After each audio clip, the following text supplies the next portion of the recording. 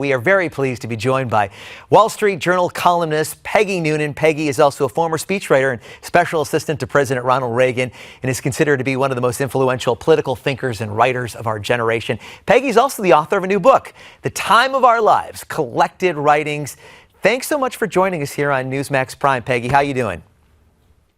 I'm doing great, and Rick, I really appreciate your having me on. Oh, it's great having you. You know, you wrote this week in the Wall Street Journal talking about Trump. When it comes to party leaders, he ties them in knots and embarrasses them. So, Peggy, does Trump need to stay more disciplined and not get into these public debates? Or do you think in this case, all Republicans will give him a pass because he's challenging Hillary Clinton? Well, I think in this case, it probably works for Donald Trump that he's in a very high-level, high-profile scrap with the likely, it's impossible to think it's not going to be her, Democratic nominee. So it sort of elevates him as the Republican frontrunner against the Democratic frontrunner, having a real squabble, and one that I don't think Mrs. Clinton will probably get the better of. Love the column, by the way. If you have a chance, check it out in the Wall Street Journal. And you say that the Republicans can't win with Trump, but they can't win without his followers. But I want to get to your book because this is really a wonderful collection. It's 30 years of speeches and other writings, and you named it The Time of Our Lives. You got a little nostalgic. What made you want to reach back and kind of share these memories, Peggy? Well, they're not just memories. They're a bunch of essays and columns and op-ed pieces and commentaries that I've done over the past more than 25 years. But the most recent of them is just a few months old. I just sort of divided my work up into themes about America, about what's happening now, about the greatness game of politics, about people I miss. It turned out I had a lot of eulogies and tributes in my work to a number of fabulous people like Tim Russert and Joan Rivers, a really disparate group. And I just wanted to go back and see what I found there and what I still loved and put it into a book. You're such a wonderful writer. We'll have to check it out. Now, you've always had to play this delicate dance because you're in the media. At the same time, you consult politicians about dealing with the media. And I wanted to talk about, President Reagan, his presidency, helping him reach the American people. And at the time, the media was not so friendly. So how do you sort of do that delicate dance? How did you effectively help President Reagan bypass the big media and really get right to the people? Well, I do, in the introduction of the book, I talk a little bit about my life and how it's been in various chapters. I started out as a journalist at CBS News.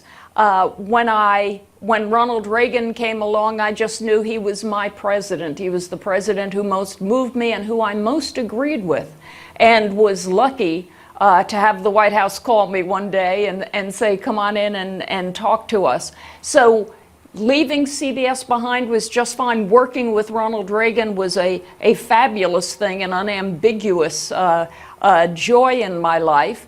Then, when I left there, I didn't stay in politics. I became a writer on my own, a writer of books and op-ed pieces. Ultimately, I joined the Wall Street Journal in a formal way in the year 2000. But it's, as long as you know what lane you're driving in, you're okay, I still give advice to those running for president, but I do it in a very public column where anybody can see it. I don't give them private advice. And I feel free to Rick, I feel free to just tell you, what I feel I do for a living is tell you how I see it at this moment in time. And I just try to throw the ball straight and hard. And what's been always impressive is you tell it with such heart at the same time, with really a lot of thought behind some of the stories that you weave. But I want to talk about another interesting story, and that's Donald Trump. We touched on it a little bit at the top. He's touching a real nerve, and we're going back to your column a little bit, whether it's his issues, his discussion about immigration, or his comments about Muslims. What is your take right now, the state of the Republican Party? Is it going to be hard to bring some of the folks back to the Republican Party, especially in the general election when you're trying to reach the middle? What is your thoughts right now about the state of the GOP? Yeah, I think big stuff is happening every day in the GOP. I think when you reduce it all down to its essential meaning, I know that the establishment, as they say, or the elites, or the professional consultant class and the political leaders in Washington believe that Trump will lose if he is the nominee, and yet his followers cannot be alienated from the GOP because the GOP will never win without them. I got the feeling right now that it's possible that two things are happening. One is that the party is in effect splitting, with people on the ground pushing away from the party establishment in Washington, or if Mr. Trump wins the nomination and the party stays together, it will be a different kind of party, not classically conservative, or conservative in any general understanding of the meaning that we've had the past, say, 25 or 40 years.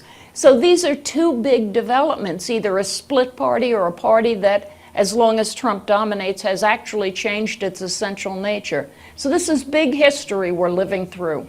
And as you mentioned in your column, that is party leaders very nervous right now. But I wanted to talk about the Bush family. You've worked with them over the years, Jeb Bush in particular. We don't have to tell our viewers out there he's not polling very well. Some people have him at 3% nationally. But what do you think has gone wrong with the Bush campaign, or you just think this is the changing face of the GOP base? Oh, Rick, that's a great question. The Bush I worked for was George H.W. Bush when he was vice president and on his way trying to become president.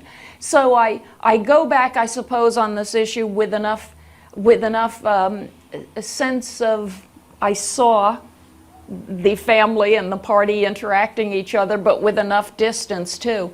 Look, I don't think Jeb Bush, at the end of the day, was the answer this year to any question the base was asking. Do you know what I mean? I'm sort of working on this idea that all successful candidacies are the answer to a question that is important to the base of whichever party.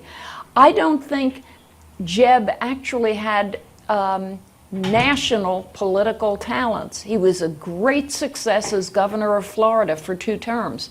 That was a local race that he was running in, and a local office that he executed very successfully.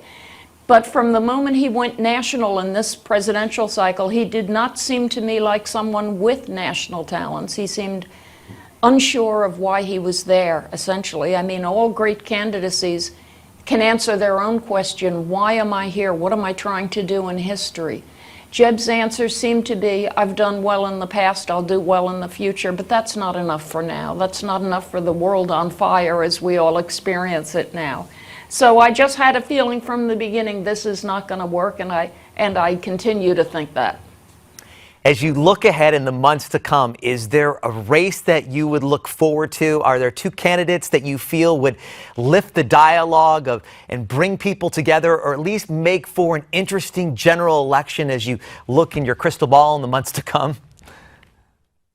I think there's a bunch of really interesting Republicans still on the Republican side. I'm disappointed in the Democrats in a big way this year. They are acting in a way that I've never seen their party act. They have essentially one candidate, who's flanked on one side by an aging Vermont socialist, and on the other by a guy who's sort of like a mosquito who doesn't know where to bite. He's got nothing to lose and nothing to say. We all know it's going to be Mrs. Clinton. There's something so undemocratic, capital D, and undemocratic, small d, in this. That ought to be a stage full of people trying to, in the Obama era, take the place of the vice president, get another 4 or 8 years. It ought to be a great fractious fight over meaning and what the party stands for on the Democratic side. It is not. So that is a big disappointment. We'll see how the Republican thing goes. My goodness, if it comes down to Trump versus Clinton, at the very least, it'll be interesting. All right, we got to go. You're always interesting. Thank you so much for joining us. Once again, the name of the book is The Time of Our Lives, Collected Writings. Peggy Noonan, thank you so much for being here on Newsmax Prime.